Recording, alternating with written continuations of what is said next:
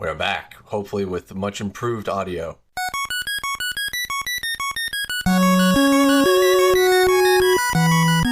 Oh, yes, hopefully. Always fun technical difficulties, you know? It never gets old. You know, it's funny, like, this past episode was way shorter than our episodes normally are, and yet somehow it took me way longer just because I had to edit out more crap than I normally would. So I was just like, oh, God, it's like I could only do, like, 15, 20 minutes at a time, and I'm just like, I'm so tired. I need a break. Yes, hopefully we fixed all that now. I'm sure we have, yes. Sound much better. So yeah, what have you been up to? Oh, man. Well, stop playing Diablo. Why? Well, I honestly, just naturally. So this is what happened, right? Like, I got to the point where my build was pretty okay. Like, it was doing well. I still wasn't necessarily planning on playing the season, but I was maybe gonna, like, you know, mess around with it for a little while longer. You know, I was having a decent time with it. And then they dropped like the new season patch and basically like destroyed my build. And I was just like, well, I think it's time to take a break. Yeah. That sounds about right. Yeah. So that was the end of that. But, you know, whatever. I got my money's worth out of the initial run. So, and I'm sure I'll be back for later seasons at some point. But they need to figure their shit out, man. I don't think that there's a lot of complaints about, you know, the patches. Seems just like they're just like trying to slow everything down, which, you know, all right, fine, whatever. But, you know, it's kind of destroying the fun. It's really nice to hear you say all the things that I've been saying about Path Exile. I mean, it's what they do, right? You know, they're just like, oh man, people are getting too good at this game. We better really fuck their shit up. Yeah, exactly. It's like, oh wait, we're not getting as much money out of these people as we thought we were going to get. Let's go ahead and slow that down a little bit, huh? Jesus Christ. Pop that right into first gear again. So yeah, you know, whatever. It was fun. It's going to be fun again at a future date. It's currently, from what I understand, not so fun. So, you know, that's it. I mean, Armored Core's coming out soon. So what I fucking care. Yes, exactly. Yeah, right. Yeah, that's going to be the real stuff. Hell yeah. I took that week off since, oh my God. Yeah. I was like, you know what? I'm going to play some Armored Core. You know, I think I want to play some Armored Core. I had some vacation that, you know, I needed. You're getting it on PC though, right? Oh, of course I'm getting it on PC. Okay, good. Yeah. Just checking. Do a little staycation at home, fucking rock some Armored Core, you know. Did you see the new gameplay trailer? Or not the game, I guess the new, like, I mean, the fucking deluge of people being able to play the game. Yeah, no, I mean, you're going to be frustrated like my roommates are in that I'm completely disinterested in seeing anything for the game. Okay. Not that I'm not excited for it, but like, you know, I'm partway there. I'm just going to like dive right in at the start. Because I don't know. We've had this discussion last time, didn't we? You know, maybe not entirely. Go for it. Just like, you know, I never knew anything about the future Armored Core games that were coming out. Mm-hmm. Whereas I think you did. You were advertised too for Armored Core games, whereas for me they were always surprises. And so like I'm gonna go into them the same way I've always gone into them, which is like, ooh, a new Armored Core game. I wonder what's in here. Yeah, okay, fair enough. I understand the point. Yeah, but I've been hearing something about it. Like, you know, what are you excited for? I'm just excited in general. I mean, like, here's what I did basically, because like a lot of people are like, you know, they played through like several of the early missions and stuff like that. I'm like, no, skip that. I don't want to know that. Just like, tell me if it's fun. That's all I want to know. Just let me know if it's fun. Let me know if they didn't fuck it up. And from what I understand, they didn't fuck it up, and it's fun. So it looks. I mean, like the things that I did watch look just fucking dope as hell. Like, I mean, it just looks like it looks like fucking giant robots fighting, and that's what I like. So yeah, no, it does look good. I'm wondering if it's where it is on the speed scale. I mean, so it's funny because they said they were shooting for somewhere between 3 and 5. I think it's much closer to somewhere between like 3 and 4. That's just visually what I'm looking at. It seems like it's not like crazy boost around all the time, but like there is a lot more like maneuverability though than there has been in the past. Infinite boosts, right? In some ways, on the ground at least. Oh yes, infinite boost on the ground. And then there's like snap turn, like, you know, you can basically quick boost in a circle. Right, you know, so it's like, it's much more like, I think there's like a much more of a melee focus this time around. Like, I mean, that'd be great. Yeah, I mean, I'm down for that because I always felt like Melee was just like, I mean, I'm sure it was viable for the people that were like godly at it, but like it just always felt like the skill ceiling was so ridiculously high to be able to like make Melee work. Whereas like in this, it seems very clearly built so that everyone can Melee, which is cool. Yeah. Conceptually, Melee was very cool in the past, but it was a nightmare. Yeah. You know, I want to feel like a Gundam pilot, right? Like, if I don't feel like a Gundam pilot, then, you know, it's like, all right, fine, I'm going to just do Armored Core, you know, quadruple chain guns, and that'll be the way. Yeah. But, you know, I do like, you know, the thing that drew me into the games initially was, like, loving Gundam and shit like that. So I was like, oh, cool, a fucking robot game where I can basically make my own Gundam from scratch. I'm down with that, so let's do that thing. And so the closer we get to that, the happier I am.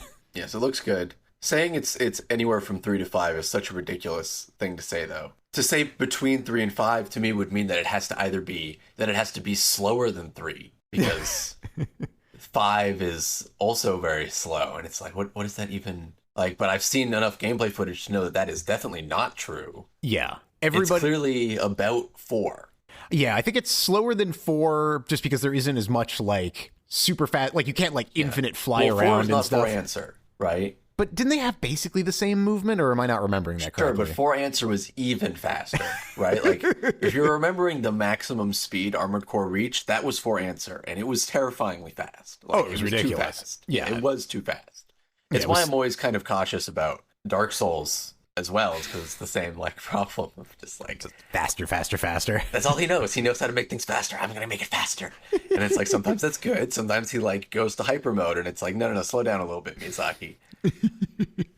Yeah, I mean, like I think that like the close range combat in this feels way the fuck faster than any of the games. It's like I feel like Armored like 4 Answer was like it was like 2 fucking supersonic jets fighting each other at supersonic speeds. Like that's what it felt like. Whereas this like has much more of like a Dark Souls 3, like, you know, it's fast, but it's not Bloodborne, you know, like, but like the combat is like the close quarters combat is fast. The distance combat does feel much more like AC3, where it's like you got to do a lot of like hovering and like, you know, bunny hopping and stuff like that to, you know, stay in the air, because like you don't have nearly as much boost ability as you did in 4 Answer. I mean, 4 Answer was just ridiculous, as you just fucking boost forever. That is not the case in this, very clearly. Yeah, it looks good. I'm excited. I can't wait for it. Hell at yeah, the end man. of the month, right? Yeah. Oh yes, end of the month. I'm just counting down. I'm so ready. Nice. And I see you literally just moments ago were playing Baldur's Gate 3.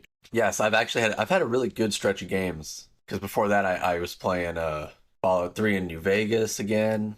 Oh my god, pack. That was good.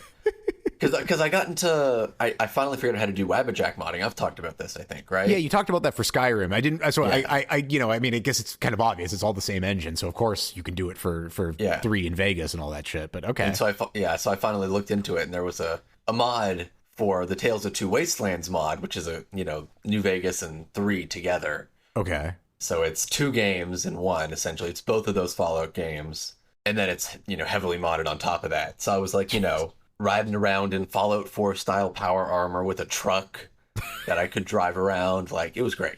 Oh my god, that sounds insane. But it was the reason I bring it up is just like it really brings into like contrast Bethesda and Obsidian's gameplay styles. Oh, right, where just like, oh my god, where it's like Fallout 3 was a constant combat arena. Yeah, just like never-ending craziness.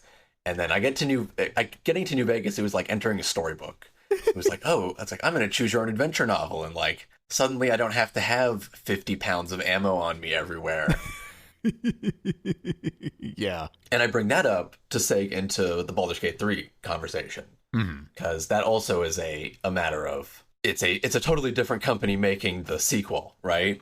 It's Larian Studios now instead of BioWare. Oh, BioWare? What? Okay, I didn't realize BioWare made Baldur's Gate. I mean, okay, interesting. Yeah. Okay, so wait, so this is the. Yeah. Okay. This is how little I know about Baldur's Gate. Of so course. Baldur's Gate was not originally a Larian Studios franchise. They're picking it up. Okay. Yes, it was never like this is it. Larian Studios Baldur's Gate 3 is the first time they've ever touched it. Interesting. Okay. Yeah, I mean, I just assumed because it's like, you know, I mean, they made whatever the fuck, Divinity and all that. And I was like, oh, that's yes. This is their thing. This is the things that they make. But okay, interesting. Yeah. And, you know, I don't know if have I ever talked about Divinity on the podcast? I mean, we've talked about it very briefly, but... Yeah, and my dislike of it, ultimately. Both of them? I mean, 2 was better than 1, but they're both ultimately failures to me, because I didn't beat them, right? So, like... So they didn't hold your attention long enough for you to want to finish them. They didn't, like, do what a CRPG is supposed to do, which is, like, get me through the game. Mm-hmm. I mean, not that they're bad. Like, so that's what I want to talk about. Is like, it's weird playing the Larian Studios version of Baldur's Gate, because they got pretty close, actually. Like, it's pretty close to a BioWare RPG. Like, when I'm playing it, most of the time I'm like, yeah, this feels like a BioWare game. Mm-hmm. But it feels like kind of like a modern-ish BioWare. Like, it feels like I'm playing a Dragon Age game, essentially. Yeah, I can see that comparison. And it's like, so that's pretty close. They got, like, it's BioWare still. It's not Baldur's Gate. It's fun. I'm enjoying it, but it is definitely not Baldur's Gate. So what was your dig with, like, Divinity 2? Because I mean, I think I had a dig as well. I mean, I did end up ultimately finishing it, but what was the thing for you that like kind of made your interest wane? The way Baldur's Gate makes games is they make puzzle encounters that are funny, and I don't like that. But that's the way they do it. Okay, you know what I mean? Like, you've played both games, right?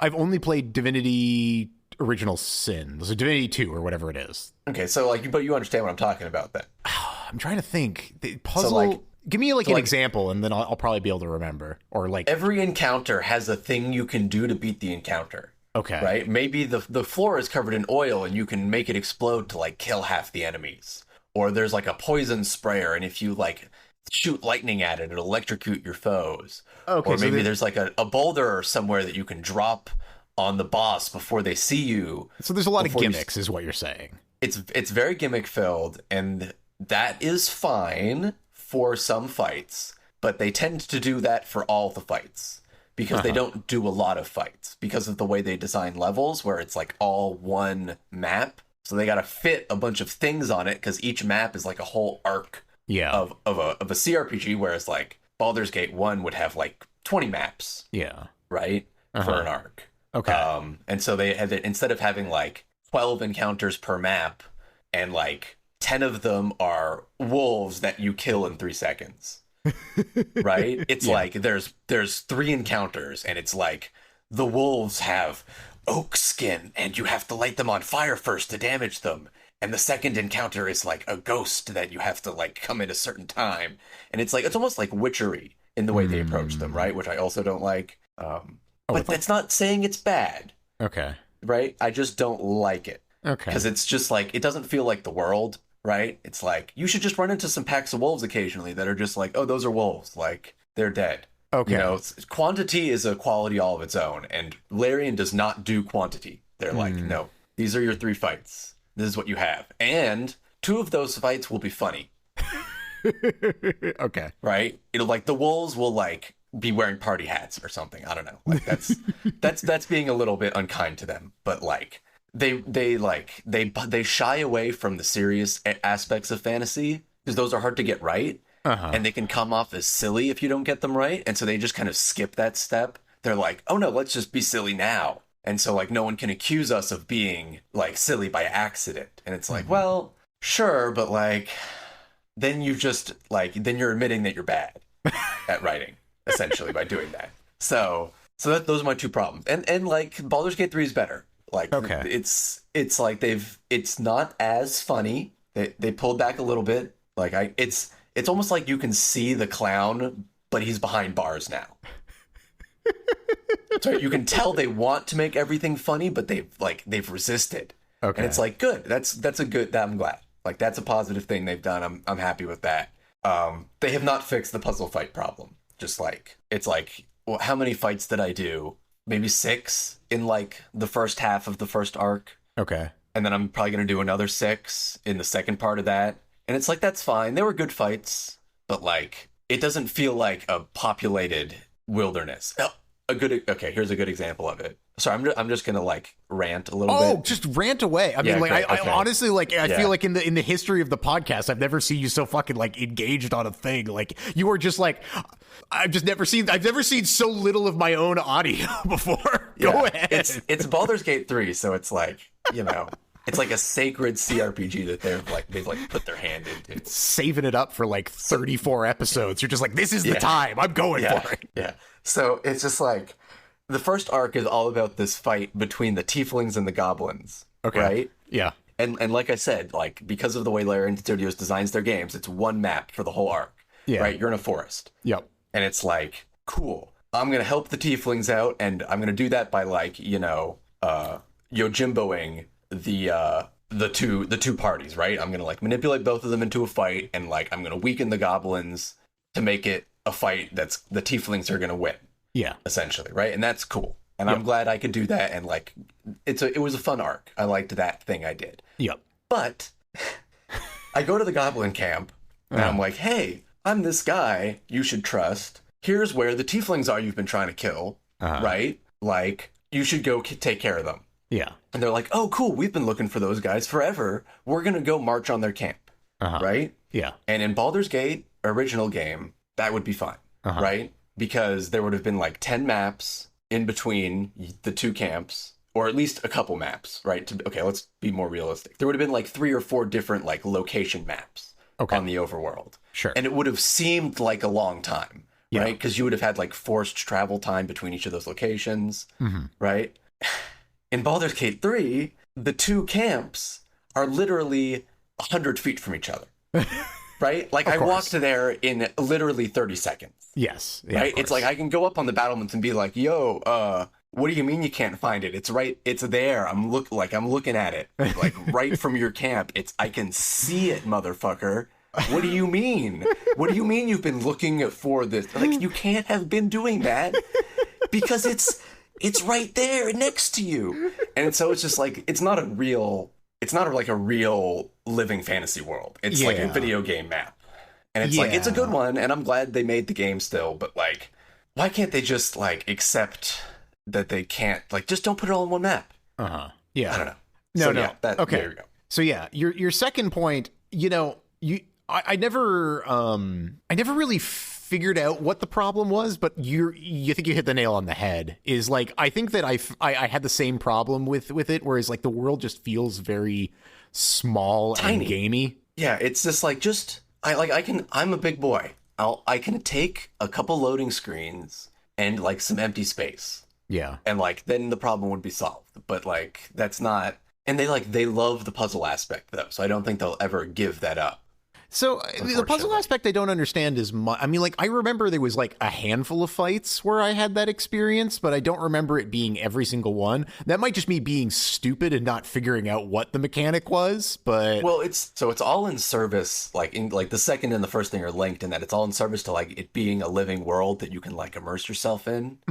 And so like, when I go into the cave and I like fight kobolds in their camp, there needs to be enough of them for there to be a functioning camp there. Okay. I see what you're saying. Okay, yeah. It's the Fallout 3, Fallout New Vegas problem, right? It's like, where's your food source? Like, oh, Megaton, like, how do people live there? Your only source of water is irradiated bomb water, and you have no crops. How do you support a population? Okay. So it's not I guess, like, what I'm hearing is not so much that it's like there's always a gimmick to the fight, is that the fights they're all set up. There's no like random encounterness. There's no feeling that you're like coming across things. It's like, these are the fights in order, do them kind of thing. I guess, you know, okay. So I think I had a different experience with your first point, because for me, like, and I've talked about this before, but that Mario Rabbids game, right? the Mario XCOM game. I mean, that whole thing is basically puzzle fights, right? It's like, figure out the most efficient way to defeat the set group of enemies. And as somebody that likes puzzle games in general, like, that appeals to me on a very deep level. Like, I was just like, oh, this fucking rules. Like, I not only want to be able to beat, I mean, it's almost like the Satisfactory, or like the Polybridge, or like the, you know, it's like I don't just want to beat this fight. I want to do this in the fewest number of turns type of thing. Sure. Like, you know, and so I find the fights in like the Larian Studio fights very, or at least the Divinity fights. By what you're talking about, seems like they just do the same thing. So I'll just say the Larian Studio fights. But like, it seems like they are very much like that type of an encounter where it's like, you can do this efficiently. Like, we've set this up in such a way that there is an efficient way to go about this. And if you find it, the battle will become trivial. And for me, finding that is fun. Like, that's the, like, if I start an encounter and I'm like, this is taking too long, I'm liable to like restart the encounter. Like, okay, I could do this better.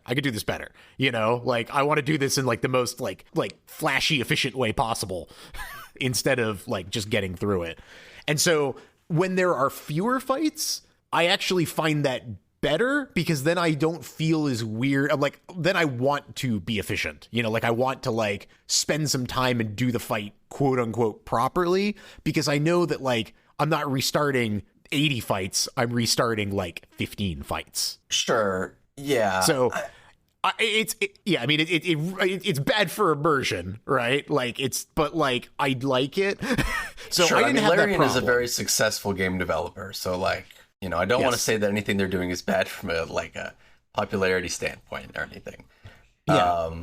No, it's not that the puzzle fights are bad, right? It's just that, I don't know. I just don't think there's enough like grind.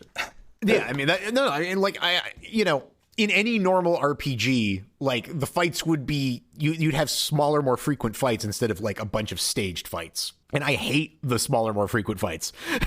So for me, like, it's a positive, whereas for you, it's very clearly a negative. And and so the thing is like, it's not that I really like the smaller fights either. Right? It's just that like they need to be there. When you've chewed through like 30 mooks, and then you get to the puzzle fight, it feels way better, right?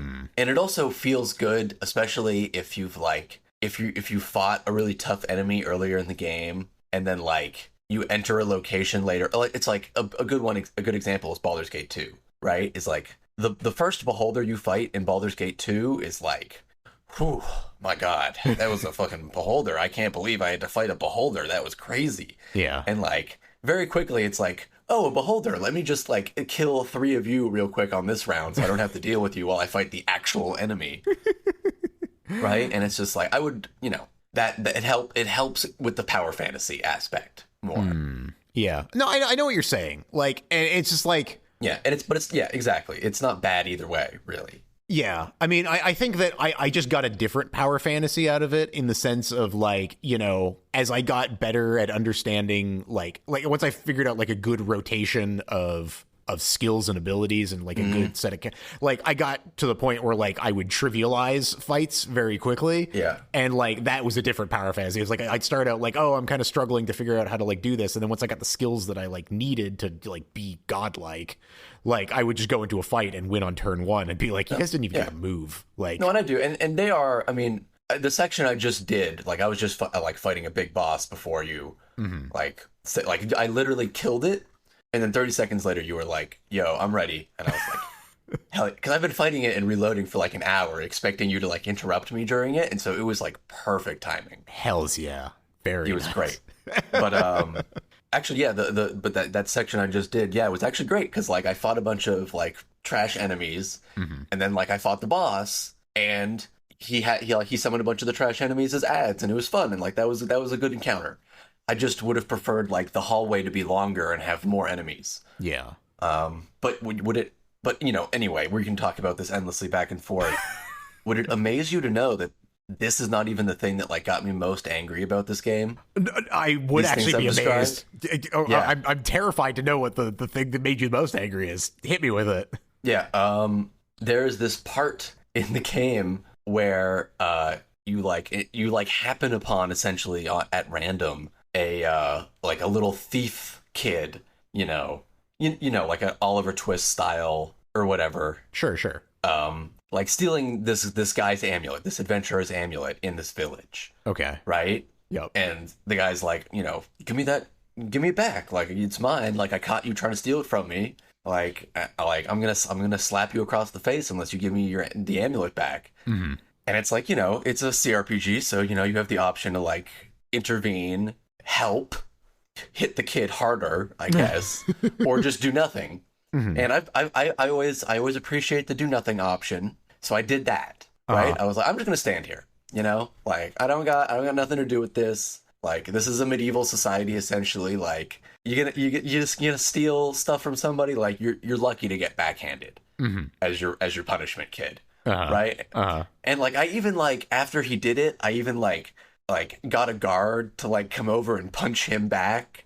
So like, I felt like I came out of that situation pretty morally neutral, right? Which is, you know, what I try to do generally nowadays. And I play the game for another hour. Yep. And then I walk back into that town, and I talk to this other kid who's like, yo, there's this secret cave behind me. Like, you know, that's cool, right? And I'm like, yeah, that is cool. I'm going to go check it out. So I go into this secret cave, and there's a bunch of other kids there, and it's like the leader of the thief guild, I guess. Okay. And she's like, you're not welcome here. You know, you're a bad person. You have 10 seconds to leave. And I'm like, okay, you're a 10-year-old. Like, pump your brakes, kid. Like, I'm just going to look around real quick, and then I'll get out of here. Like, don't worry about it. But, like, she counts out loud in the game while I'm walking around and then leaves, like, runs away from me. And I'm like, great. That was the correct course of action. Yep. And then I get out and I keep playing the game for, like, another hour. Yep. And then I go back to town and I meet a guard. And the first guard I come up to is like, hey, I hear you've been threatening children. You're under arrest. And I'm like, okay, that's cute. But I haven't been doing that. So, no, actually. Okay. I haven't. And I, like, persuade him that I haven't been doing that, and I walk away. Yeah. And I'm like, okay, that was weird, but like, whatever. I've resolved this problem, right? The next guard I run into does the exact same thing to me. And I don't pass this persuasion check. And now I am in a fight with the entire population of the village. And I'm like, okay, this is unacceptable. I don't want to kill all these tieflings for no reason. Yeah. So let me just reload. Yeah. That's fine. Okay. Take me to jail, officer. I'm sorry. I threatened children, I guess, somehow. Yep. Right? I'm in jail. Okay. Well, I'm not going to just stay in jail forever, so I guess I'm going to break out of jail. Yep. Cool. Oh, no. Someone saw me. Now the entire village is hostile to me again. Okay. God damn it. All right. Let me load, like, a couple hours ago. Yeah. And let me see if I can, like, fix this problem of mine. Let me go into the secret cave before I do any of this shit. And let me just kill the gang leader kid. Right? Because then she can never tell anybody lies about me and, like, make me slaughter all of her family and friends. Yeah, sure. Right? Because I don't want to do that either. Yeah. And so, like, I go in here, and she's like, okay, I'm going to count to 10 or leave. And I'm like, that's cute. Magic missile. Yeah. Right? Magic missile. You have 10 health. Like, I'm just, like, going to kill you. This attack cannot miss. Yes. Right? Yeah. I do her entire health bar of damage, and she just continues running away. Like, I didn't do anything to her. Okay. And it's like, okay, all right. So I can't kill children. Yep. Whatever. I've played Bethesda games. Yep. I guess this is fine. I'm angry at this point, but I still want to play this game, so I'm going to keep going, right? Yeah. Cut to, like, 4 hours later, right? I'm in the goblin camp. I'm in the bad guy camp now. Yeah. And I'm trying to free a druid from a prison camp, right? And there's some kids down there with the prison guard guy, and I'm like... And they're, like, attacking the druid who's in bear form with, like, rocks, because they think he's a bear, right? And they're like, haha, it's fun to throw rocks at a bear behind these bars. And I'm like, haha, you should watch out, because that bear could, like, kill all of you. Yeah. And they're like, no, it won't. And I'm like, who knows? And so the bear breaks down the gate and kills the prison guard, and I'm like, cool. But it doesn't kill either kids. I'm like, cool, okay, yeah, so the rules have been obeyed, right? But then one of my party members is like, make sure they don't... get out of here and alert the rest of the camp, right? And I'm like, wait, what? And these kids start running to go alert the rest of the camp. And I'm like, well, that's unacceptable, right? I can't have that. So magic missile, right? Fucking kill both of them. Just dead, right? Just kill them dead. And it's like, okay, so it's okay to kill goblin children, right? But not tiefling children? Like, what are the rules here, game? Like, I don't understand. So that pissed me off quite a lot. It's just like... What are you doing? Inconsistency is the worst enemy of any RPG. It's like either I'm gonna kill kids or I'm not gonna kill kids. But like you gotta let me know which I'm doing. Oh my god. You know, okay, all right. I see the problem though. I do see the problem because it's like, I mean, the inconsistent, like it's like because like the entire time you're talking, I'm thinking like, oh, this sounds pretty cool. Like I like the idea of like long-term consequences for your actions, but it's like, but then the inconsistency, it's the hypocrisy. You know, it's the hypocrisy. It's like, oh, I can't kill the good kids, the innocent thief children, but the dirty goblin children. Oh yeah, slaughter them as much as you want. Who cares? It's like, let me either slaughter all children or no children. Yeah, so it's good though. I'm like 20 hours in, and it's only been out for 3 days. Mm-hmm.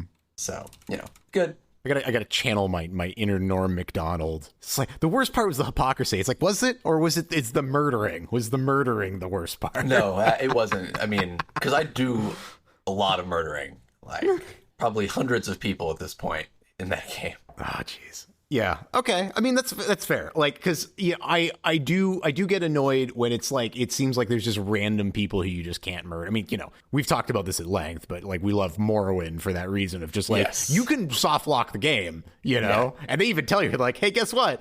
You soft lock the game. You soft lock the game. It's like just so you know, you're done now. Yeah. So like you can continue to live on in this doomed world or whatever.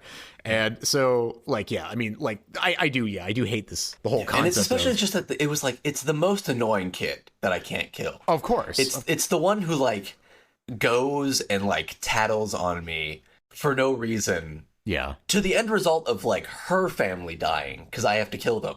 Yeah, it's like because I have to kill them now. I mean, like, there's no way around it. I am the savior of the world. Thank you very much. I have bigger things to worry about than like some guy backhanding someone and me not like actively. It's like I don't like leap out of my car when I see like someone like mistreating their child like on the road, like on the sidewalk, right? While I'm driving, I'm like, oh, like that parent is like terrible and that child's gonna have a bad life. That really sucks for that person. Like, you play it real. You're like you play the bystander effect of like it's just like what RPG cars like that's not my problem.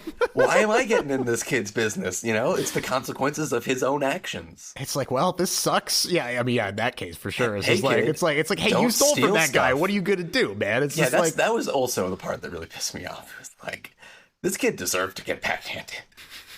He was like cocky about it. He was like, what are you gonna do? I stole your amulet. Like, go fuck yourself. And it's like, listen, you little shit.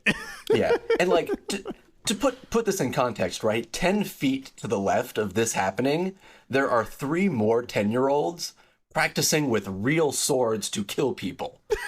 So like there is no like, let's not like bring modern morals into this, right? Like backhanding a child is like a pretty low thing on this world scale.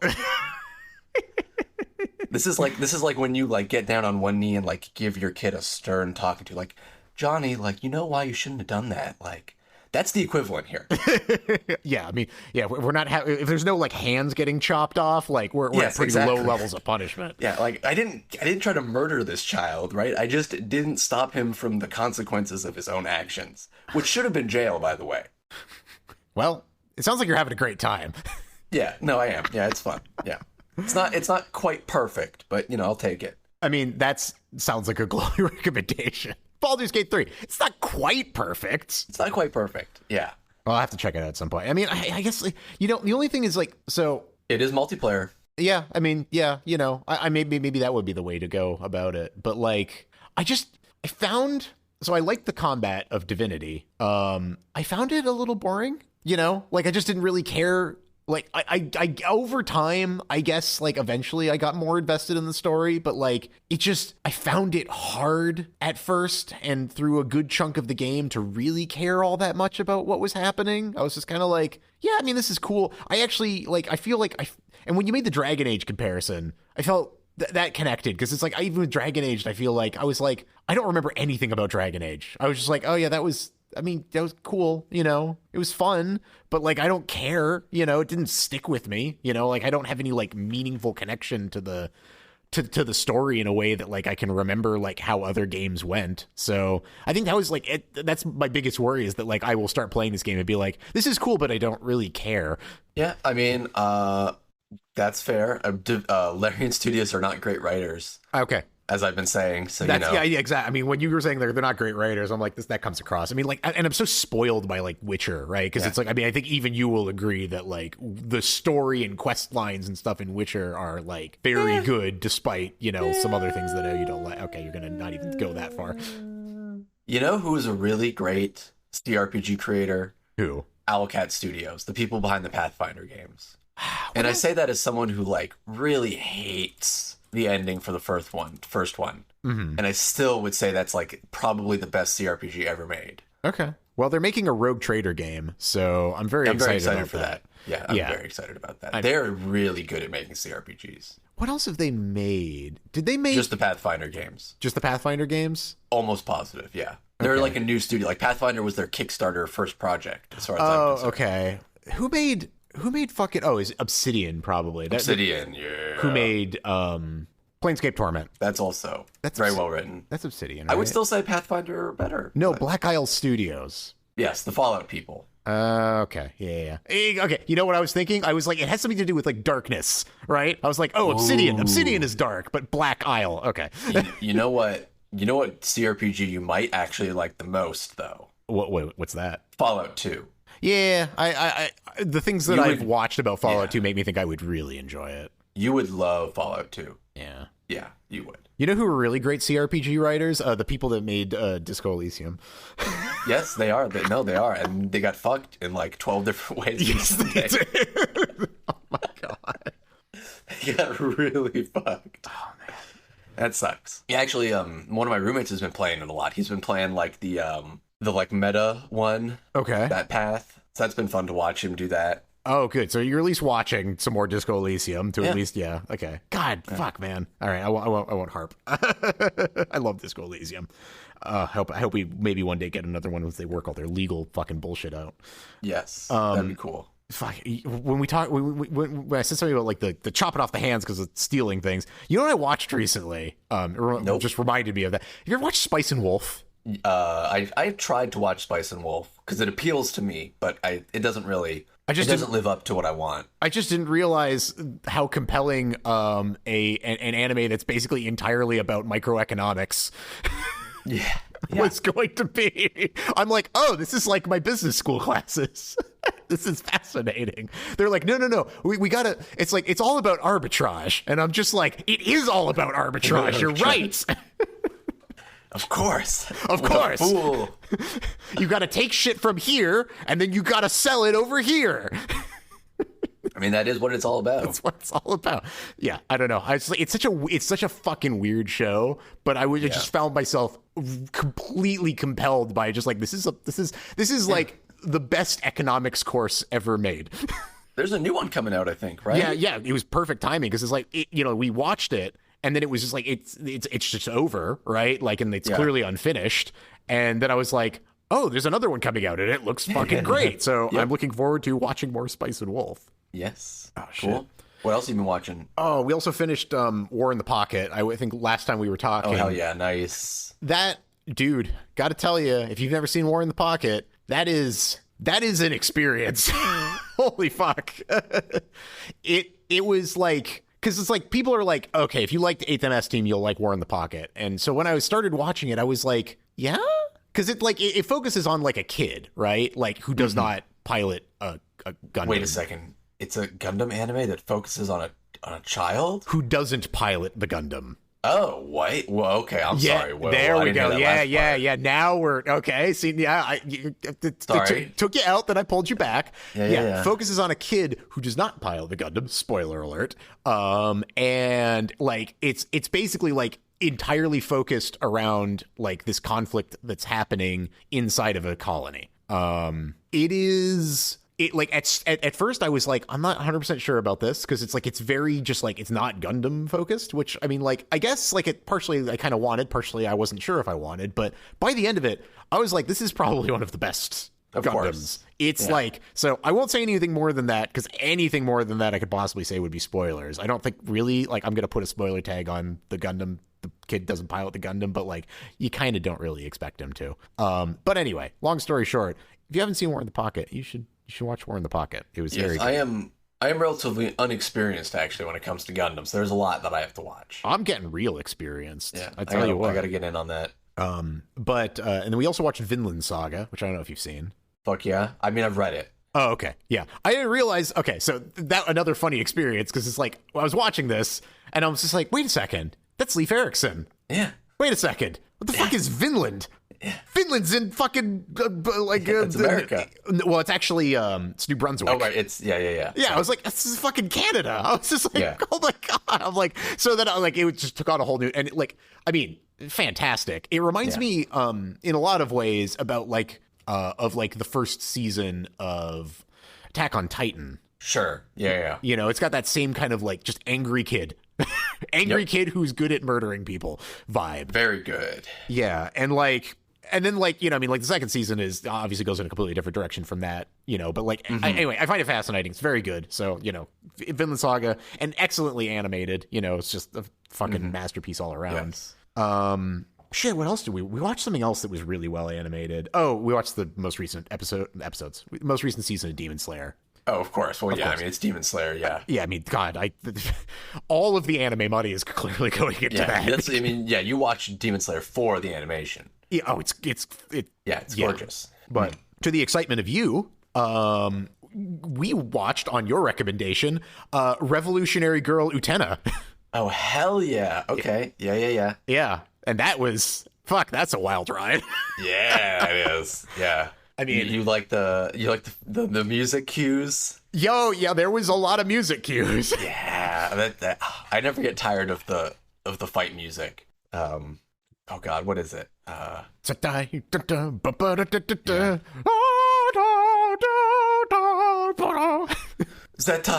ume moku shiroku. Zetai ume moku shiroku. Yeah, dude. Yeah. You know what I really liked? I loved the in terms of music cues. It was the in the first season, when she was pulling the sword out, it was almost very chill beats to study to, kind of it had that kind of funky beat in the back. Yes. No, the music in that anime is so good. It's so good. And I mean, lots of leitmotifs and stuff, but yeah, I mean, Jesus fucking Christ, man. And the story. So weird. It's just I think I get it, I guess. You're way ahead of me then. I mean, at a surface level, right? I think that I get it's clearly some type of allegory for maturing or growing up or adolescence or whatever. It's that, but I mean, that is the fucking scum on the pond, Yeah, it is. That is the sea foam in the deep ocean. That is that anime. And then we watched the movie as well, which is just batshit insane. Yeah. Oh, you thought you were the only one that could turn into a car? Yeah. Utena is really good. Yeah, definitely one of the classics that is underlooked for sure. Because, when you mentioned it last time, you counted it among your favorite animes of all time. Is that? Oh yeah. Is that's accurate? Oh God, yeah. All right. Okay. Oh God, it's so good. Yeah. It's good. It's not good in a vacuum. Okay. Right. It is good as a commentary on anime up to that point. And I think in that element, it continues to be valid, and so I like it. It's the same way I like Serial Experiments Lane, where it's every time I watch it, I'm like, yes, this is still correct in its themes. Mm-hmm. And Utena's themes of violence in relationships and uneven power dynamics and all of that stuff is it's ridiculously really ahead of its time. Ridiculous. And then it's also a meta commentary on Sailor Moon. Well, I mean, yeah, that's also the fascinating part, right? It's just but it's weird because it's and I mentioned this last time, it's that mm-hmm. It was Puella Magica Madoka or whatever. Oh yeah. Mm-hmm. I feel that one is much more of a direct takedown of Sailor Moon. Not like a. Well, yeah, no, it's a takedown of shoujo. It's more like a takedown of Zodiac in a way, but the very specific kind of damsel in distress, love interest. Mm-hmm. I think you're. I mean, even though I know the history because I did read up on it a little bit, that he did it right after Sailor Moon, and didn't want to wanted more creative control. And this was the result, which was just a fucking abstract, fucking surrealist fever dream. But I love it. Yeah, but I mean, I think you're right in the sense that it's almost a takedown of a ton of fucking anime themes. Yes, but yeah, it's a One Punch Man. It's a Well, you haven't seen Princess Tutu, right? No, I haven't. Princess Tutu is also kind of like Utena. Okay. Yeah.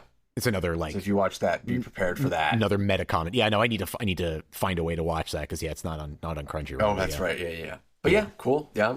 Hell yeah, man. No, I mean it was very good. It was a thinker, right? Like it's funny because it's like I would struggle putting something like that like as high up on my list, like because just I don't know. I'm a rube, and like I need things that are like in order for something to be like in the pantheon for me. Like I think I need to be a little bit more straightforward than that. But like I appreciate how much it has stuck with me quite a bit. So I mean, there's something to say for that. I will say the reason I like it is not because when I was watching it, I was like doing mental deductions about the themes, right? Mm-hmm. It's like it made me feel like the way I feel watching Lynch or any of the really good directors, where it's like I don't feel the need to like self-edit what they're doing. Okay. Right? Because like my hand is usually like very close to that arrow key for skipping through things, right? Uh-huh. I love skipping through stuff. Yes. So I'm like, oh, this is boring. I don't care about this. Like, get to the things I care about. And like Utena, despite it being repetitive, never made me bored.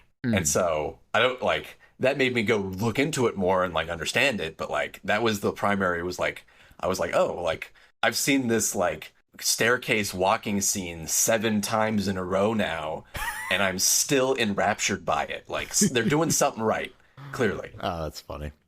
We did skip the staircase scene after a couple times. That was just like, oh, okay. Blasphemy. Unacceptable. Oh my God. You didn't even watch it. I see. Yeah. Right. I was like, okay, this is the exact same scene every time. We will be skipping this now. Yes. But watching it it's so important to watch it to like really pump yourself up. To really get like into it. I don't know. Oh, I'm too, like after watching that, I can't remember what the name of the anime was, but it was was it Shirobako? I think it might have been Shirobako. It's the one where like I'm just like, oh, okay, so this is where they needed to save money. Yeah. It's like, oh, we've already done this animation and song and all of this. Great. We'll just play that again for 5 minutes. Yeah. And I was just like, okay, cool. I won't be engaging with that then. It's just like, I understand your money making ventures, but I will be skipping this now. I will play it in my head at faster speed. Yep. Oh man, that is funny. It's like the one time when you and I switch roles. I'm like, skip, and you're just like, you can't skip. You can't skip anything. Is, right? Yeah, that's how it always is. You're like, okay, well, this is the one time I'm with you, and I'm like, well, no, actually, I'm on your side this time. It's like I like finally climb over the fence, and I'm like, I'm with you, Steven. You're already on the other side of the fence. Like, wait, but I'm on this side. Yeah, why? I can climb over. Why? This is the correct side now. What are you talking about? Oh, it's fantastic. Yeah. And then we just started. Well, I say just started. I mean, like a couple days ago, but we're already almost through the first season of. We just started Succession. Oh, yes. Yes. I mean, yes. Okay. What do you think? Oh, it's great so far. I mean, they're terrible fucking people. It's great so far. Oh my God, yeah. But yes. That first scene with the baseball. Oh, Jesus, fuck. Yeah. Oh my God. Yeah. You hate Romans so much. I mean, they're all pretty fucking terrible. Bad. Yeah, they're all terrible. Like, there's very few moments of redeeming quality in any characters, let alone redeeming characters. So, I'm enraptured so far. I'm really enjoying it, you know. So, I'm down to watch this fucking train wreck of a family destroy itself from the inside out. But yeah, you know. Good. And then I did actually make a little bit more music. Nice. If you'd like to indulge me. Do it. Let me hit you with it. So, all right, I'm going to hit you with like 3 in a row, and then there's another one that's like a little bit different. But so, okay. I think I was talking last time. I got super into like breakcore and like amen breaks and shit. Mm-hmm. So I made this first one. This was like my first attempt at doing this, which I think is mildly successful. I think the other 2 are much more, but you let me know when you're ready to hit go, and I'll hit it. Go. Yes, that is breakcore. This just transports me back to like middle school, essentially. Oh, and that's absolutely what I'm going for. It's like fucking 90s, like, you know, bump music and anime and shit. Powerpuff Girls. Yeah. If that's what you were going for, you succeeded. I didn't know I was going for it, but I guess I did succeed. That like deep bassy one. Uh-huh. That like. That's like the like Powerpuff Girls like combat music or something. I don't remember. You remember the Powerpuff Girls way better than I do, apparently. Yeah, man. Powerpuff Girls were awesome. They were awesome. I just don't remember that much from it. You were 3 years older than me, after all. That is true. Yeah, there was a couple shows in there where, like, I missed the boat a little bit. Very bump. Yeah, that definitely feels like a bump. By the way, did you hear my little Easter egg around a minute 37? Was it like the giggle sound? No, listen really closely. Did you catch it? Nope. What is it? It's the PSI freeze. Oh, is that what it is? Yeah, listen one more time around like 137. It's like... Oh my god. Okay, that's what that is. Yeah, it sounds like bubbles. Oh, yeah, I mean, it does kind of sound like bubbles. Yeah, I snuck a little PSI freeze in there. Nice. I like that. Excellent. Okay, so then this one, I feel like now I really figured it out. Like, because like that first one was more of an experiment. The second one was like, okay, this is the thing. So let me know when you're ready. All right. Yeah, and you really went crazy with the bass drop thing, right? Oh, absolutely. Yeah, I figured out how to do it properly, and then I'm like, okay, well, now I know how to do that, so now I'm going to keep doing that. Maybe a little too much, but the thing you did with it at like 59 seconds, very cool. Nice. Yeah, where it fades into a beat. Oh, yeah. No, I mean, like in my head, like, you know, now that I like when I listen to this now, I almost feels just like driving. It's like, that's like the jump. You know? Mm-hmm. Yeah, I like that one. That's good, though. Nice. Okay, so then I made this one, and this is the last, like, breakcore one, and then I did another one, which is, like, kind of a different genre, but, like, all right, so let me hit you with this one. Truth. Just name it whatever the hell comes to mind. Look, well, I mean, you'll notice on this one. Yes, I see.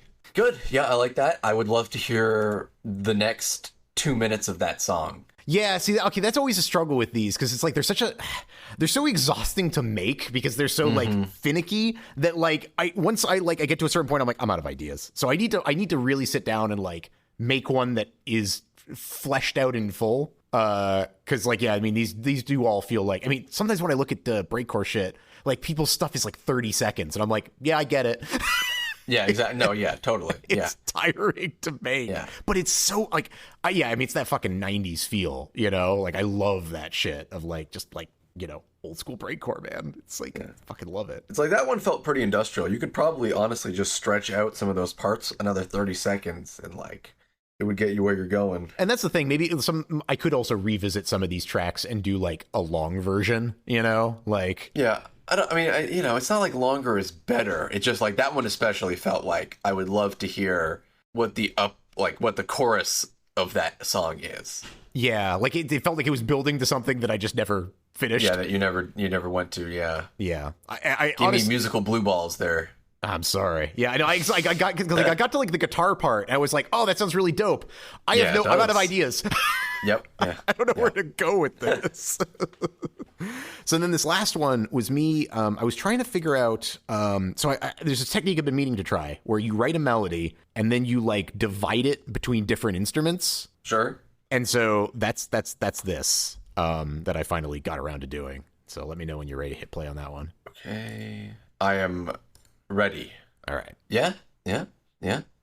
That's good. Thanks. I would again more. There though, I think I actually have constructive criticism. Go for it. Though instead of just saying more, you could like do that beat, but just do like, because you're doing it like each instrument has one section of the beat, right? Mm-hmm. You could make it so like you let one instrument take over the whole beat, and or switch the instruments up so they're rotating around which part of the beat they're doing. So I did do that. It's just that at the end, right? No, actually the whole way through.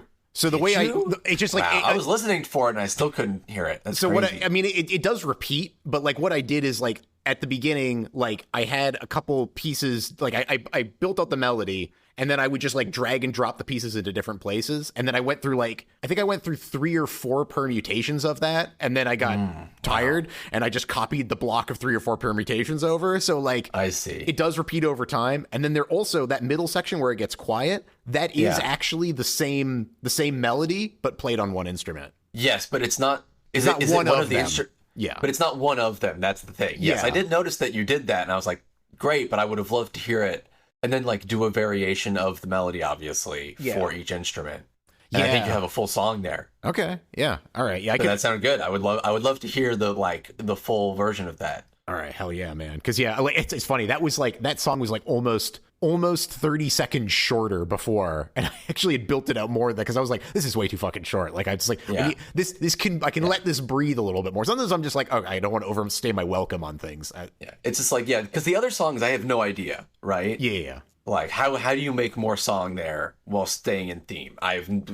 It's beyond me. I don't know music theory. Yeah. But like here, yes, you can do that. There's other options. Yeah, no, I know what you're saying. It's like there's more there's more variation that could be explored here. Yes, very like easily. Yeah. So I love that. Yeah, that was a great one. Hell yeah, man. Yeah, that one came together so fast because I was like, once I started fucking around with that technique, I'm like, oh, I should have been doing this the whole time. This is so cool. Yes. Like, this is so much fun. Yeah, and that's a super popular one. Yeah. Yeah. So yeah, man. It's been music-y, you know. I'm probably gonna be making more breakcore shit too, because it's just like it's fun to make.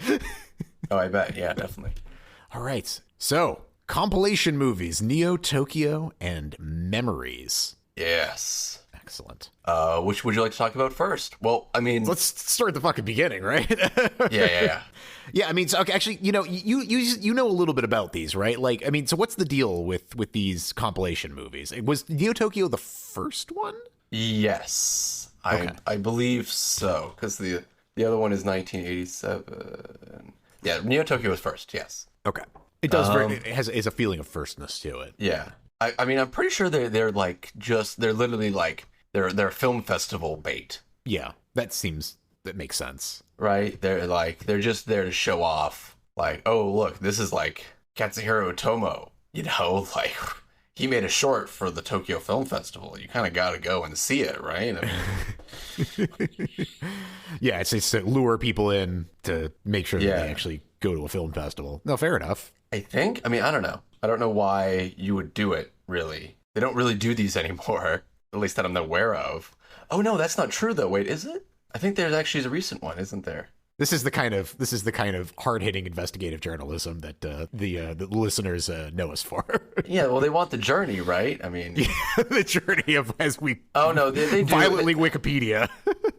They do these occasionally. They don't do them very much, I guess is really what it is. Yeah. Yeah, that makes sense. I mean, it seems like it's probably a fucking shit ton of work, so I can only imagine. It's cool. I figure it's like, you know, they have some downtime after Akira, and they're like, we have all these people around still, like... Yeah, they got a couple months on their contract. Why don't we just like make a fucking short little movie here? Let's make a short little movie. Yeah, let's make a short little movie.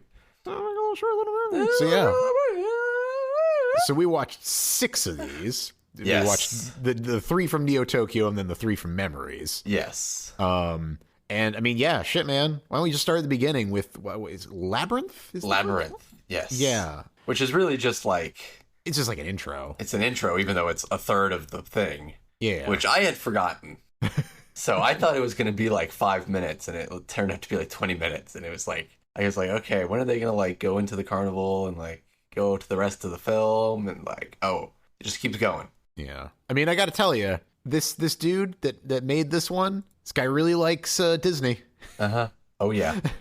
Yep. Cheshire Cat and everything. Yeah. Okay. So I'm not crazy because I was like, oh, it's the Cheshire Cat. Oh no. I mean, that's explicitly that. I mean, it's not even like a guess, right? I mean, like Invisible Smile is that's the Cheshire Cat. Yeah. It's like, and I mean, just like honestly, like this first bit, like it almost doesn't even read as an anime, you know, just like the whole style of, and you know, what it reminds me much more of is Fantasia. Yes. No. 100%. Yeah. So very interesting, but like very out of place with everything else that we end up like watching in the series of 6 shorts. Like this is just like, it's very cool. It's extremely well done, but like, I don't know, there's even like just everything about it just feels very Disney, which I mean, it's clearly an homage to that. Like this is clearly like, hey, look, I can also do this. I think the director is like one of the OG anime directors. Okay. Like he directed Astro Boy. Okay. And Kimba the White Lion, which is what Disney ripped off of for Lion King, right? Okay. Yeah. So it makes sense then, because I mean, because old school, like I mean, the early days of it was American cartoons that they were basing it off of. Yeah, it was specifically Disney, from what I understand. So like, they were very inspired in the wrong order, I think. Fair enough. It's like he's referencing old anime that happens to, be referencing old Disney stuff. Yeah. So yes. Okay, fair enough. You know what I mean? Yeah. It's the reference of a reference, right? It's just like it's one reference removed. Mm-hmm. But yes, a weird one. A weird one. But yeah, not. I mean, other than it's very cool and extremely well animated. There's nothing to say. There's nothing to say. There's nothing to say. Exactly. Yeah. Yes. So then the Running Man. Yeah. So this was, I mean, okay. So, I mean, it's cyberpunk shit, right? So I'm already fucking, ride or die on this. But yeah, I mean, this one was interesting. It's very it's very subdued, Like there's not really it's almost like less of like an animation. I mean, there are obviously some very cool animation here, especially just Yeah. Him ripping apart his own body and vehicle. Yeah. But it's not like it's compared serene. to some of the other stuff. Compared to some of the other stuff we see, it's not crazy. Yeah, considering how violent the things happening are. Mm-hmm.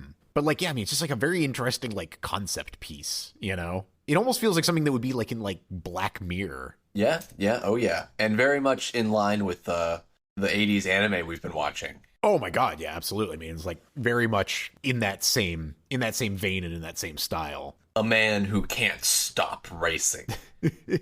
He kills the racers with his psychic powers and then continues racing the ghosts of those racers until he blows himself up. Very cool. It's very cool. It's very, yeah, I mean, it's almost it's almost minimalist, It's I mean, there's obviously again, there's some very cool sequences in this. But I guess I was so surprised by how many of the shots are him just in a car or him in his, racing seat or a reaction shot, Yes. In comparison there's to some very of the little human body movement. Yeah, in comparison to some of these other ones where it's it really seems like they're going out of their way to make everything possible move, Well, because they spent all the money on the next one. Well, right? It's that's kind of how it felt. Yeah. Of just my God, because it's this is so just contained. But I mean, it's to me, it's almost like a study in just telling a story in the minimum amount of trying to be very focused on it, right? And not having too much in the way, trimming it down to the bare essentials. Yes, for sure. This particular one and the next one are also very popular music video backgrounds.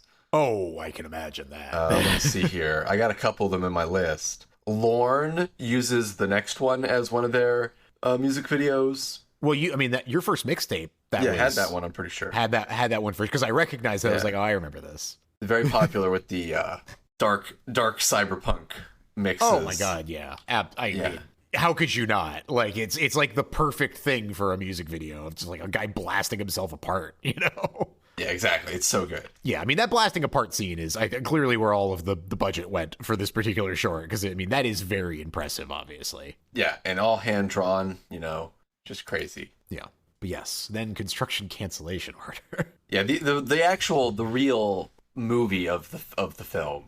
So yeah, for sure. I mean, certainly the one with the most substance and, some just absolutely bananas animation in this. But yeah, I mean, so, I mean, of the three, right? Like you said, this is the most substance. I mean, this was clearly, to me, this is the most interesting, just because it's what this reminds me a lot of? This reminds me a lot of, did you ever read I, Robot by Isaac Asimov? I did not. Okay. It's an anthology as well. I'm familiar with it, obviously. Okay, you're familiar with it. Okay. Yeah, it's Isaac Asimov. Yeah, 3 Rules of Robotics. I mean, Sure. Okay. All right.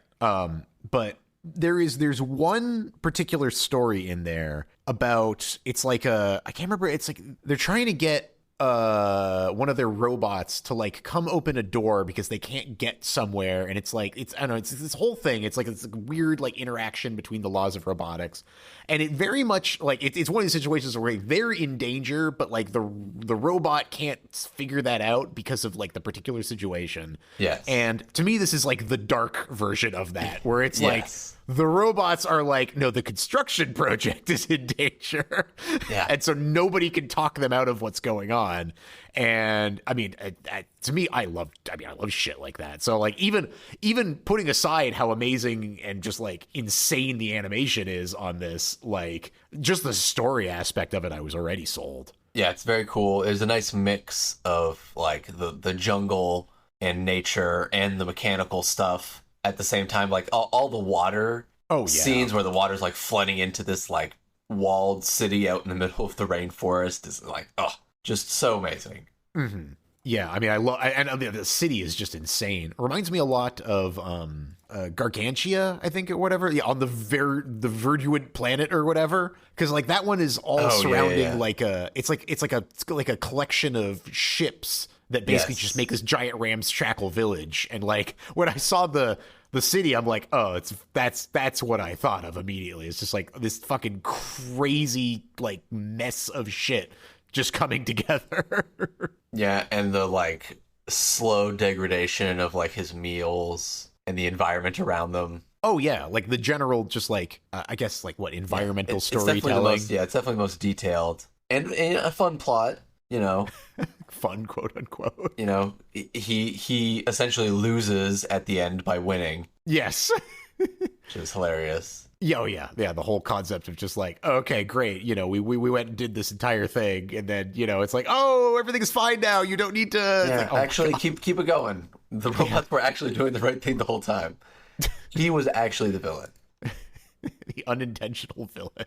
Yeah, it's hilarious. But yeah, I mean, you know, not much else to say there, unfortunately. Yeah, I mean... Yeah, this whole collection was very short, you know? Yes, because the Labyrinth was so long and so nothing. Yes. Yeah, I really didn't remember the Labyrinth being that long. I was very disappointed by Neo Tokyo, honestly, because of that.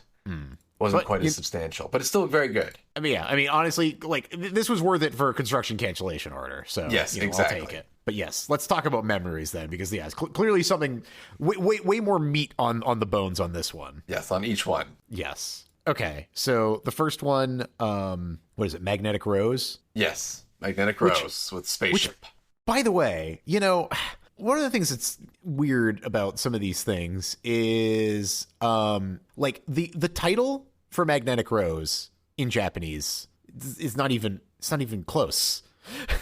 It doesn't say there is neither magnetic nor rose in the name. The title for the first one in Japanese is Her Memory. Yeah, I mean that it's much like, more direct. Yeah, it's just so interesting sometimes, like the way that they've like, you know, like adapted these things is like, it's like, I mean, and like to some degree, like I guess the English translation is a little bit better in the sense of like it's not as spoilery. Yes, exactly. For the entire thing, but it's just like it's just interesting, like the choices that are made sometimes, where it's just like, it's just not, because like I was looking at it, I was like, okay, I'm pretty sure I know what that says. So unless I don't like, unless I don't understand Japanese. So unless I don't understand Japanese, I'm pretty sure that means her something. And so when I looked it up, I'm like, yeah, okay, so not even close. Got it. That's fun. But I mean, you know, this one, like this whole concept of like, you know, fucking, you know, stumbling upon some kind of like weird, like, you know, spaceship type situation. Especially like, you know, with like it's almost like Titanic like on the inside, you know, of like, you know, it's just like, this is like this beautiful, like, you know, Victorian like structure, you know, on the inside, this like beautiful like Victorian home on the inside. Cathedral ship, sure, yeah, that's a yeah. It's like, yeah, it's there's a very like Warhammer-ness to it in a way that I always appreciate. But yeah, I wasn't really sure where this one was going. Like this one kept me like, even after you watch it, it's still kind of like, what happened? Yeah, it's like, what happened exactly? There's a lot of surprises in here. Yeah. It's a lot of twists and turns. To some degree, it reminded me a little bit of. Do you remember Triangle? Oh yeah, definitely. Yeah. That one where they're like on the ship and it's like, you know, it's like it was like an abandoned like and they loop and then they come across all the bodies. Yeah, I almost thought it was going to be going in that direction for a while. Because it started to get creepy, and I was just like, oh, is this going to be like a triangle situation? And it didn't, but it went in like it was, you know, but it was still, I mean, it still had obviously that like kind of creepy element to it. It was just like, so yeah, I mean, like this one, I definitely did not have a read on this one at all, which I like, you know, I like being surprised occasionally with the way that a plot is going to go in something. Yeah. And then everyone dies. Yeah, pretty much. It's pretty dark. Yeah, it's pretty dark. Yeah. Yeah, I mean, this had like someone's kind of It's great. I would definitely hoped for a more happy ending for our crew members. I like whatever. What are their names? Heinz and Miguel, right? Yeah. Yeah. Heinz and Miguel, that's what it says. Yeah, Heinz and Miguel. I mean, like, I kept being like, oh no, he's not going to be able to like go back to his daughter, and then they fucking gut punch you, you know, and they're just like, no, forget that. It's worse than you're thinking. Yeah. And it's like, oh my God, it's like, yeah. I mean, the scene where like, you know, they show his daughter falling off the roof. I'm like, oh man. And it makes sense. It's like, I mean, this is, so obviously these are so much more fleshed out, right? And like, yes, it's great. Like the callback to that, because like, you know, in that first scene when like him and Miguel are talking, right? You know, like, you know, Miguel is talking about like that girl that he wants to go back to, and it's like, oh, you know, blah blah blah. As a daughter, it's like, you know, she's 10 years old, you know, whatever. And so like, you know, Miguel like, or Heinz, he just kind of like brushes that off a little bit, doesn't really say anything, you know. And you kind of think he's like, I just don't want to engage with this conversation. And then looking back on it, you realize it's like, no, she's not 10 anymore. She just doesn't exist anymore. Yeah. And it's like, oh fuck, man, like that's heavy. This entire, you know, one was just so, it was just so brutal, every twist and turn. Yeah. This one also just like, they remind me a little bit of the Cowboy Bebop crew. Okay. In some ways. I was going to say Firefly, but same concept. Sure, yes. Space dandies. Space dandies, yeah. Yeah, fucking space, making money, freelancers, you know, making money in space. Even at least they also kind of like fuck the space station up before they die. That's the only real, like, they do shoot it real good. They shoot it real good. It doesn't seem to have much of an effect, and it turns into a rose at the end anyway. But yeah, but they do. They shoot it real good. They shoot it real good. They don't fuck around. No. But yeah. No, I mean, and like, you know, obviously like the animation, I mean, you know, we were going from, you know, 1987 to 1995, and you can tell. Shows, yeah. Yeah.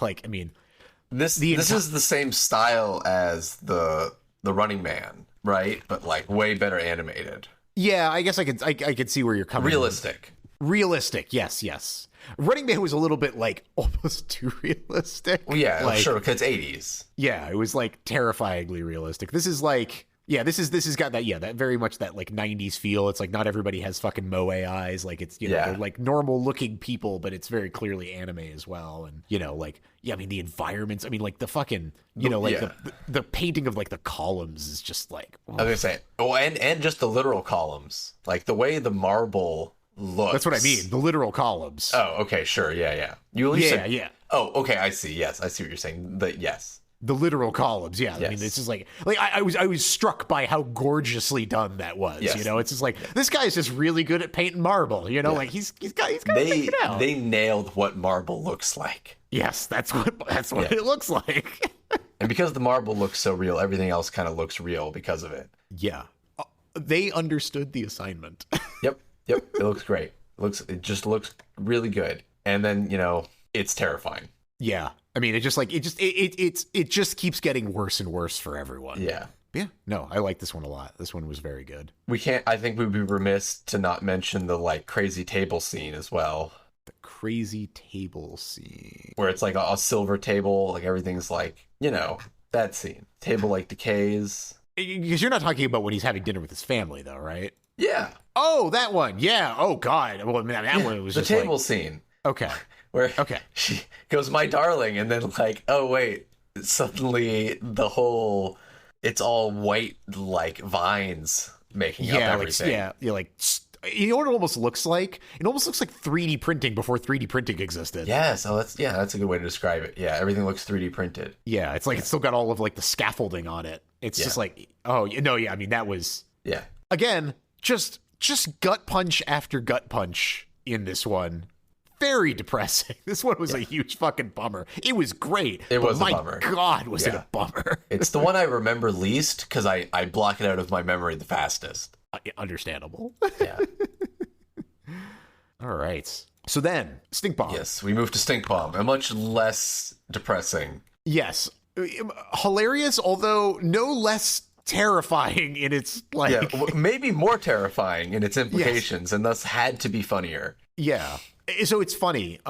There was one scene in there that has been like making its rounds on the internet a lot. Oh, really? Yeah, or at least my particular YouTube algorithm, at the very least. But the scene right where, like, you know, it's the whatever the fuck, it's the soldiers that are like at the tunnel. Yeah, they're blowing the gas back, and then it comes through on them. No, this is when like they're about to evacuate through the tunnel, and they're like, oh, there's one guy, we'll go save him. Okay, sure.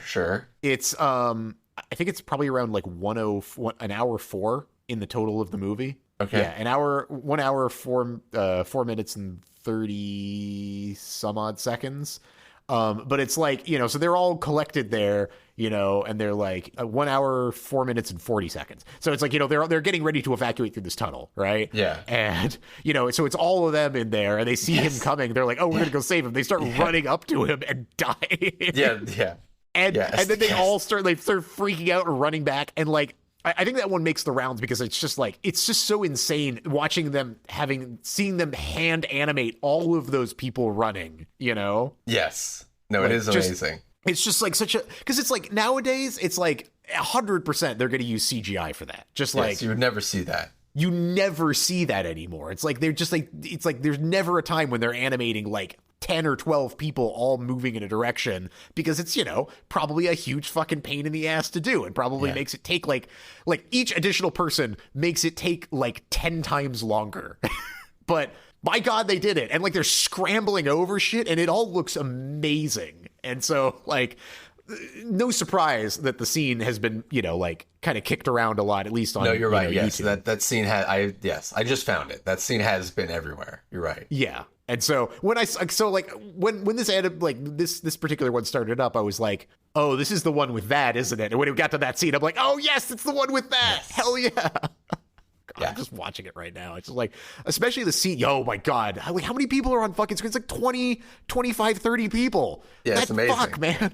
and just the whole concept is amazing. It's almost like a Star Trek episode. You know what I mean? It's that level of like a problem that's like, there's no bad guys. Mm-hmm. Right? It's just like, yeah, everyone's kind of just like fucked. I was actually going to say Twilight Zone, but yeah. Oh, sure. I mean, there's a lot of good crossover there. I feel like Star Trek and Twilight Zone both kind of share that similar kind of thing of like, you know. Yes, exactly. Contained episodes of like, there's a thing that needs to be done, you know, like there's a thing that's happening and we're going to tell you about it. It's going to be interesting. But yeah, I mean, yeah, it has that kind of feel of just like, just a complete fucking like debacle of a situation that just keeps getting worse and worse, but like in a nice and kind of like comical way, you know, and the clearly a lot of people getting comeuppance, you know, it's like, you shouldn't have done this fucking thing, you know? Yeah. And you don't feel too bad for the army. Yeah, you don't feel too bad for the army. Yeah. I also don't feel too bad for the guy, though, because he just like, it's like, dude, just stop. Exactly. Like, what are you doing? Yeah. No, he also is culpable. Yeah, 100%. Yeah. It's like, can't you figure out what's going on at this point? It's like, it's you. The problem is you. And he just kills everybody. He just kills everybody. Oh, and the reveal at the end is so great, too. Yes, exactly. Yeah. Like, it's like, you know, like, I was like, oh, okay, so they caught him, you know, it was like, okay. But then, like, when they're like, oh, you know, the people are coming in, you know, like, they're in the spacesuit, I'm just like, oh, here it comes. This is a situation where I could see it coming, and I was happier for it. And they're all clapping, and then they just, like, stop. Yes, it's like, oh, no. Wait, who is this? Oh man, and just like the hilarious like impotence of them, like once they like the fucking sea of helicopters coming out of nowhere, and it's just like they're all shooting at him. It's doing absolutely fucking nothing. Yeah. Oh my God, so good. Yeah. No, I mean, and yeah, like we said, the animation in this is just this one was much more what I was expecting. Like when you said, oh, these are gonna be like a showcase of animation, you know, it's like all that stuff, you know. Neo Tokyo, it was good, and like, you know, construction cancellation did live up. But like this series, Memories is what I was really expecting. I was expecting this level of like just absolute bananas like animation showcase, you know? Yeah, and it delivers. It absolutely does. Yeah, this one especially is like, this is the Akira team. I'm pretty sure. Oh, is it? Yeah. Okay. So, I mean, it's apparent. Yeah. Katsuhiro Otomo, Satoshi Kon. Yeah. right? Yeah, Katsuro Tomo is the executive director. Yeah. This is the Akira people. Yeah. He's just like, yeah, let's just do that. Oh, so good. Well, let's move on to the final one. Yeah, then Cannon Fodder. Cannon Fodder. Which, again, the Japanese actually, Cannon City, I think, I believe is what it was. Yes. Cannon City or Cannon Town, I think. Cannon Town. Yeah, which, I guess, kind of does what it says on the tin. Yeah, I mean, it's fine either way. Yeah. But you know what this... So this one, the thing that grabbed me immediately is, again, this is another one where, like, it didn't feel quite like... It didn't have the same kind of, like, traditional anime look to it that, like, some of the others do. This one actually much more so reminds me of, like, French animation. Yes, no. I mean, I was literally about to say it. It's very French. Okay, so I'm not crazy. Yeah, this felt very French, down to like the way the characters are drawn, and even some of like the way that things are like I guess like some of the line work is very like, it's like these really heavy, almost looks like cutouts in a way. Just reminds me very much of like like French animation that I've seen, and I mean it's super fucking cool. But this one, I mean, God, this one was so painful to watch. Because like the whole cannon loading scene, I'm just like, yes, oh my God. It's like, I mean, it's to great effect, right? Because it's just like, this is the most inefficient thing that I've ever seen in my entire life. It's like, you need fucking like 50 people to do what should basically take like 2 guys. Yeah. It's so good. It's amazing. It's like, it's just... And he's still, and he has to pull it still. He doesn't, it's not a button. Like there's a string he pulls. Oh my God. Of course. Yeah. And like the cart is clearly like on a thing that's supposed to like move forward, but you still have guys pushing it. It's like, oh my God. It's like, I mean, just as like a commentary, right? Like this thing is, I mean, obviously like, this thing is wearing its heart on its sleeve in terms of like what it's trying to say, of just like, the military like fueling things, it's just like, like what is the logical conclusion of a society entirely dedicated to, moving forward the military, and you just have like this absolute like wasteful nonsense. It's just it's so good. It's perfect. It's perfect in how like just insane the entire thing is. Yeah, and the like the way the city is like drawn and designed, like so claustrophobic, stacked up on each other. Oh yeah, again reminds me very much of Attack on Titan. Attack on Titan, interesting. Yeah, like I'm just thinking about like like the wall cities, and how just like militarized they are, with like just all of like the fucking shit on the walls, like the cannons and stuff, or whatever they have on the walls. And I don't, do they have cannons and they do. Attack on Titan. They have cannons. Okay, I'm not crazy. I was like, am I misremembering that? You are correct. Been a minute since I've watched Attack on Titan. Same. Yeah. I mean, yes. Every they don't have cannons like this though. No, God, no. But yeah, I know it's something about like I guess it's because it's like the kind of like somewhat Germanic design to the buildings. Because I know that that's all over Attack on Titan, and so it's like when you see that kind of like that type of architecture, like just immediately comes to mind. Although like I mean, this is hilarious in like the crazy mishmash of like different French, German, Italian.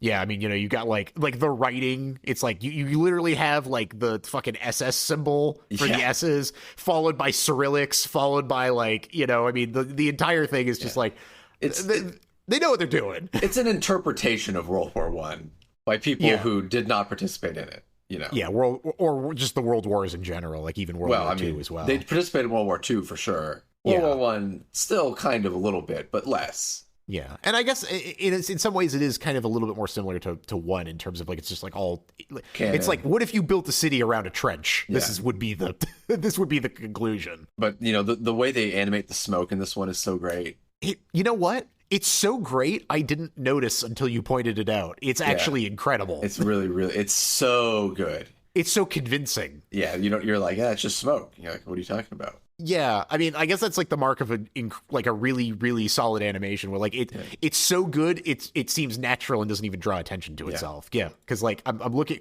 it's like as you were saying that, I was looking at the scene of them rotating the cannon, and it's like it's actually insane how good it is. Yeah, it's really good. Yeah, and again, on more scenes of like tons of people running around and moving, all hand drawn. It's just like I do miss that, you know, because it's like, even when like it's used sparingly in like modern anime, and you know you see like, you know, like the background like crowds, like, you know, that are very clearly like 3D models, like it's a little bit like okay, yeah. It's like fine, you know, but like I don't love it. Yes, yeah, exactly. It's like, it's great because we can now have more anime faster because you're able to do this, but God, it's just not as good looking. Yeah, but I only watch 2 shows a season. I could do with like 300% less anime.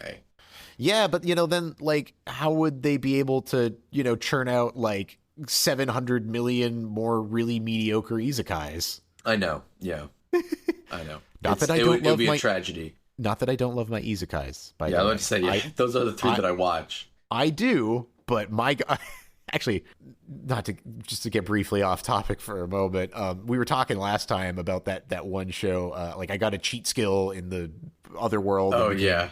So we did watch that. Oh, I mean, I knew it was going to be garbage. You said it was going to be garbage, and it was garbage. It was garbage. Yeah. It was garbage. No. You know what you guys should watch though? What should we watch? I Was Reborn as a Vending Machine. Okay, is that good? I was looking at that. Is it good? That is a very deep question. But it is an anime about someone who is reborn as a vending machine. So you should watch a couple episodes. If nothing else, it'll make you want like vending machine food from Japan. I already want that. I don't need that. Yeah, exactly. Well, go watch it and then like order a bunch of it. Oh my God. I mean, you know, like I can only, you have to only imagine how bad it is for me, because I mean, you've never had vending machine food in Japan, but I have had vending machine food in Japan, Steven. Oh yeah. And it's great. It was great. I fucking, God, man, I miss going to like around the corner to the fucking konbini, man. Like yep. That shit was like, that was like a nightly routine for us. We're like, what are we going to get at the konbini? It's like, I don't know, man. We're going to get something delicious probably because it's amazing and everything is great there. Shit. But yeah, God damn it. Okay. All right. Is it good? It is an anime about being reborn as a vending machine. You're going to have to tell me what you think. You tell me what that means to you. Because I got no fucking idea. Jesus. I've watched all the episodes that have come out so far, so I guess that tells you one thing. It tells me that you are interested, that a vending machine is relevant to your interests. Surprisingly. Oh my God. You know what? I feel like that's going to definitely be like a Uncle from Another World situation, where it's like, it's either going to completely appeal to me or it's going to completely turn me off. I don't know which one it's going to be. Either way, I think that's the right reaction, regardless of which one it is. Jesus Christ. Oh my God. But yeah, so we did watch that whole thing, and like it really, like, it got a little bit better, but it was just like, no, dude, of course it was fucking terrible. I just like, it was like, I've never watched something, because I you know, generally I think I have a fairly good eye for things that are terrible. I've watched a couple things that are like terrible, and I was just like, okay, now I know what those look like from a distance, and I can identify them. And this one was one of them. But like, it did every trope. Yeah, like it didn't just like. And it just did them as hardly and as earnestly as possible, which is kind of impressive. You know, like it wasn't even a joke. It was just like, no. All the things that people like about isekais, we're going to do all of them at once, and we're just going to mush them up and just throw them at you. And it's like, that doesn't work. They're like, no. We have 7 more in development. It's like, we've cracked the code. We have a whole factory churning these out. You don't understand. Wait, it's all I was born with a cheat skill in another world? It always has been. Yes. Yeah, I mean, that is fucking does what it says on the tin. Yeah. You know, is it good? Well, it is about being born with a cheat skill in another world, so I can't really argue with that one. No, wait a second. I'm sorry. We've been having this conversation, but I don't actually remember which anime you're talking about. Which specific reborn with a cheat skill anime you're talking about? Because there's multiple. Okay. It's the one where he's like the super like fat dude who gets transformed into the model. And he goes, yes. That one. Okay, yes. I remember. Okay, yes. That is the one I was thinking of. That one is particularly horrible. Yeah, and it's like, it's just so earnest in its horribleness that, like, I mean, it's just incredible. Like, it's just like, I couldn't believe, like, it's just like, this is, This is taking itself so seriously, and it's so bad. It's the dog shit prank. Hey, this is dog shit. No, it isn't. It's a chocolate bar. You're just pranking me. No, seriously, it's dog shit. Nah, it's just a chocolate bar. Here, I'm gonna eat it. Oh my god, this is dog shit. Yeah, I said it was dog shit. Yeah. Jesus Christ, so bad. We watched the whole thing because Lauren wanted to watch. Yeah, did she like it? You know, I don't. She didn't dislike it. So okay. But you know, she's got a different bar, man. You know. Well, no, I mean, like if you haven't watched, how many isekais have you watched? Oh, a lot. Okay, well then I don't know. Oh, yeah. No. I mean, like, we practically watch every single one, almost, it seems. It's not every single one, but it's a lot. Have you watched Descendants of a Bookworm yet? Yeah, we talked about that last time. Okay, but yeah, no, that one was amazing. Yeah. I mean, I'm trying to remember good ones to give you some breathing room. I mean, we even watched So I'm a Spider, So What? Oh, yeah, that's a good one. I mean, for a while. The animation in it is, like, they keep using the fucking 3D shit a lot. Oh, sure, yeah. That's one of the ones I read, so. Okay, yeah. The anime is not good. Yes. But it's so, like, the thing is, like, as an isekai, it's great. Yes. It's just, like, you need to spend some money on it. It's just like, can you put some money into this, please? Like, yeah. Please. Yeah, honestly, it's just like, she was just like, you know what? I want to watch an anime where somebody is overpowered. And I'm like, okay.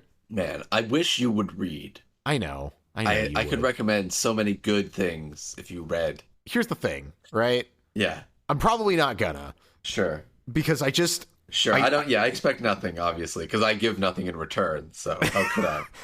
I mean, and yet I still watch things like Utena and stuff when I'm like, all right. Well, because I'm right. You are right. Yeah. I mean, your recommends are, it's not like it's been very rare that you have, like, steered me wrong on a thing, you know. This included, by the way. I know we're eventually going to get back to the topic, but you know, whatever. We're having a fun little conversation, so we're going to fucking keep doing it. So you know, deal with it. You think that I'm trapped in here with you, but you're trapped in here with us. Yeah. You're the one listening to this. I don't know why. Take your hand off the mouse. Don't turn it off. All right, we're not done. We're not fucking done here. The pause button does not exist in this situation. Yes. So, like, you know, your recommends are usually very solid. But the thing is, this is like, I've said this before, and you've laughed at me, and I'm going to say it again, and you're going to laugh at me again. But I like books, but I don't like reading. Sure. Yeah, I get that. I guess somehow. Find the process of reading to be difficult. Once I enjoy the book, I enjoy the actual content of the thing. I mean, you read Dune, so it's not like you're like, that's pretty good. You know how long it took me to get through Dune? It took me forever because I have a short attention span. What I would recommend you is way shorter than Dune, if that helps. I know. It's just like I have so much trouble like focusing when I'm reading. Like I'm very ADD when it comes to reading. It's like that in particular is a difficult thing for me. Like my brain just does not want to do it. It's just like I try to read and my brain's like, can we be doing anything else right now? And I'm like, yeah, we're reading. It's like, Do you put music on when you read? I do. Sometimes that helps. Yeah, that's the only way I can read. If there's not music on, it's impossible. Yeah, sometimes the music distracts me though. So I'm just like, I don't know what to do right sometimes. Music. It has no lyrics. Yeah, it can't be lyrics because I will immediately get distracted. Yes. Yeah, I mean, honestly, you know what I've been doing is I've just been putting in earplugs, and that's helped. Oh, interesting. Okay.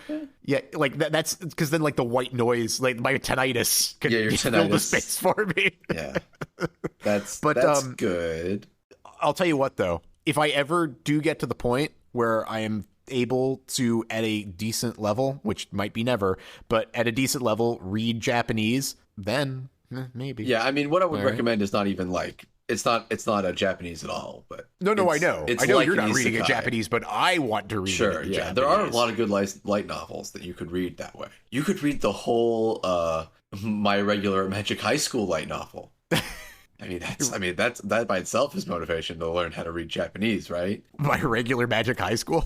Wait, have you never watched my Irregular Magic High School? Irregular. Watch the Irregular at Magic High School. Oh, is this good?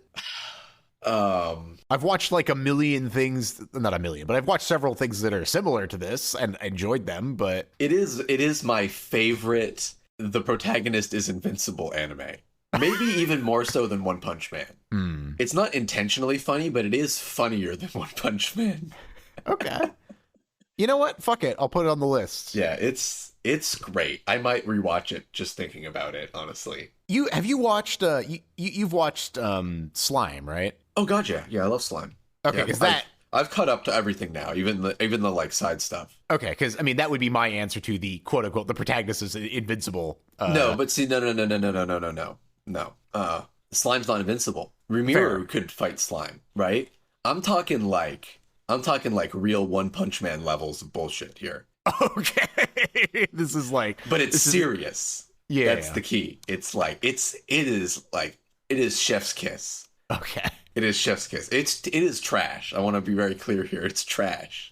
Okay, but I mean, like, I've watched like what was it, like Demon Lord something, like Misfit of the Demon King Academy. I've watched that. It's similar levels of trash, I believe. It's way better than that. I'm sure it is. I mean, Misfit of the Demon Academy was like, it was good, but it was not trash. like yeah. I mean, it's that kind of trash though. Because we watched a couple that were like that. We watched oh shit, you know what else we watched? Just sorry, go for coming back to I just now that I'm looking, we watched Hell's Paradise. Have you seen that? Oh, that's the one where she like suicides people, right? No, that's the one where they go to like right, the island. Yeah. Yes, very very good.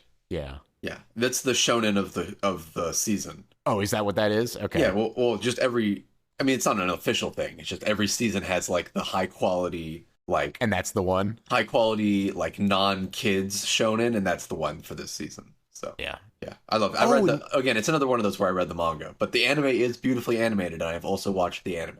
It is gorgeous, and I'm assuming we're gonna get more because it is so. And it's done. It's completed. So yeah. I think I even read already that they're already working on the second season. Yeah, because it's done and the story's great and like really good, and it keeps doing those twisty turny stuff. It's good.